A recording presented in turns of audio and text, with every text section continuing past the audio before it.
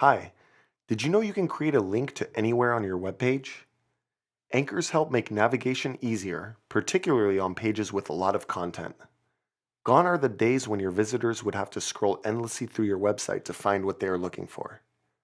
You can use anchors to bring them directly to the information they want. Anchors can come in handy when building an FAQ page, as it allows you to display all the questions in one place and offer your visitors easy access to the answers. Then, use the anchor feature to direct your visitors quickly back to the top of the page or to a contact form on your page's footer. When using anchors on a long web page, don't forget to divide up the content visually. You may want to use strips of color or horizontal lines to differentiate between sections. When you use anchors on a site, you can replace your traditional menu with buttons that link to different places on your page. This will allow you more creative freedom as you build your awesome website.